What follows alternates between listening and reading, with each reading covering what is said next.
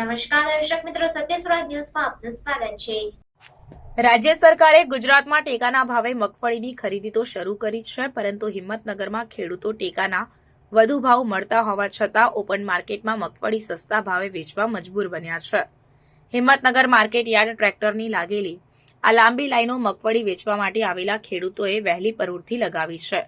રાજ્ય સરકારે 11 તારીખથી ગુજરાતભરમાં ટેકાના ભાવે મગફળી 1356ના ભાવે ખરીદીની જાહેરાત કરી હોવા છતાં હિંમતનગરના ખેડૂતો માર્કેટ યાર્ડમાં 900 થી 1200ના ભાવે મગફળી વેચી રહ્યા છે અને તેનું જો કોઈ કારણ હોય તો તે છે મગફળીના મોડા મળતા પૈસા।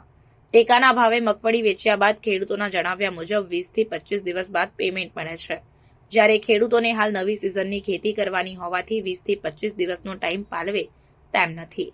જિલ્લામાં મોટી સંખ્યામાં ખેડૂતોએ ટેકાના ભાવે મગફળી વેચવા માટે રજીસ્ટ્રેશન કરાવ્યું છે। જો કે કેટલાક ખેડૂતોએ જે ડોક્યુમેન્ટ માંગવામાં આવે છે તે ડોક્યુમેન્ટની લપમાંથી બચવા રજીસ્ટ્રેશન કરવાનું ટાળ્યું છે, તો બીજી તરફ રજીસ્ટ્રેશન કરાવ્યા બાદ પણ ઉતારાના આધારે માત્ર 300 મણ સુધીની જ મગફળી ખરીદ કરવામાં આવી છે, જ્યારે ખેડૂતોને મગફળીનો ઉતારો ઓછામાં ઓછા 800 થી 1500 મણનો હોય છે, જેને લઈને ખેડૂતો સસ્તા તો સસ્તા ભાવે પરંતુ ઓપન માર્કેટમાં મગફળી વેચે છે અને તેનું પેમેન્ટ પણ તેમણે 3 થી 4 દિવસમાં મળી જાય છે। નવી સિઝનની ખેતી કરવા માટે ખેડૂતોને પૈસાની જરૂર છે અને સામે સરકાર તે લોકોને 20 થી 25 દિવસ મુદત પડાવે છે, જેને લઈને ખોટ સહન કરીને લાચારીમાં ખેડૂતો સસ્તા ભાવે મગફળી વેચવા મજબૂર બન્યા છે।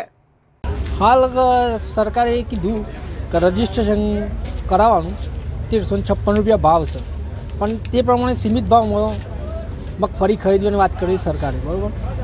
પણ ખેડૂતને 1000 મણ મગફળી હોય, રજીસ્ટ્રેશન કરાયેલું હોય તેમાં 300 મણ મગફળી છે, બીજી મગફળી હોય માર્કેટ યાર્ડમાં એ રાજી મૂકવી પડે, એ રાજીમાં હાલ પૂરતા ભાવ મળતા નથી, 1200-1100 ભાવ પડી છે, ટેકાના ભાવ કરતાં ઓછો ભાવ પડી રહ્યો છે માર્કેટમાં। પણ આ માટે સરકારને કોઈક કરવું પડે ખેડૂતો માટે, અને ખેડૂતોની કપડી હાલત થાય અમને, અને સરકારનું કેવું થાય કે ખેડૂત પ્રગતિ કરી રહ્યું છે પણ ઓરિજિનલમાં પ્રગતિ થતી જ નહીં, ખર્ચો કરે છે એ પ્રમાણે ઉત્પાદન મળતું નહીં હોય। કારણ હું ટેકાનો ભાવ કરીને સરકાર કહે વધારે અમે ટેકાનો ભાવ, પણ ટેકાનો ભાવ ઓલરેડી 1356 છે, એ પ્રમાણે માર્કેટમાં 1356 કરતાં ભાવ ડાઉન જ પડે છે। અને રજીસ્ટ્રેશન કરાવો કે સરકાર કે રજીસ્ટ્રેશન કરાવો, તો રજીસ્ટ્રેશન કેટલું કરાવું, અને રજીસ્ટ્રેશન કરાવ્યું એમાં કાપ પર મગફળીમાં, અને પૈસા જલ્દી આપવું નહીં, લેટ પર પૈસા એમ હોય। ખેડૂતને હાલ નવી ખેતી કરવા માટે પૈસાની જરૂર હોય એટલે વેચવું જ પડે માલ, અને માર્કેટ યાર્ડમાં ઓલરેડી ભાવ ડાઉન જ છે હાલ। પટેલ રોશન માર્કેટ યાર્ડમાં વેચવા કેમ આવ્યા છે? રજીસ્ટ્રેશન કરાવ્યું કે વેચતા નથી? હા, મેં રજીસ્ટ્રેશન તો કરાવ્યું છે, પરંતુ રજીસ્ટ્રેશન અત્યારે કરાયેલું 10 તારીખે, પરંતુ આ તો 3 મહિના સુધી એની ખરીદી થશે, અને ખરીદીમાં બી કેટલા ટ્રેક્ટરો આ લોકો ખૂબ ઓછા ક્વોન્ટિટીમાં ખરીદે છે, જેથી આ રજીસ્ટર કરાયેલો નંબર જ આવવાનો નથી। અને અહીંયા માર્કેટ યાર્ડમાં હરાજીમાં 900 રૂપિયાના ભાવથી શરૂઆત કરે છે, એટલે અહીંયા બધા ખેડૂતોને તકલીફો જ ઊભી થાય છે કે રજીસ્ટર જ્યારે ભાવ આટલો 900 રૂપિયા તો ક્યારેય મગફળીનો ભાવ પોસાય એમ છે જ નહીં, એટલે ખેડૂતો માટે તો આ ખૂબ કપરી પરિસ્થિતિ છે। રજીસ્ટ્રેશન કરાવેલ છે, પણ તેઓ એ મગફળી લઈને જઈએ તો કહે છે કે ભાઈ એમાં એ ઢેપા છે, આ છે તે છે એમ કરી અને રિજેક્ટ કરે, અને માલ પરત લઈને આવવું પડે છે।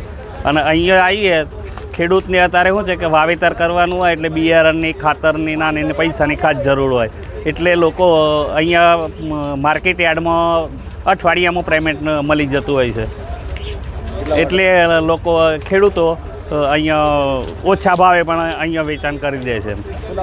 રમેશભાઈ મગનભાઈ પટેલ, ગામ નવલપુર।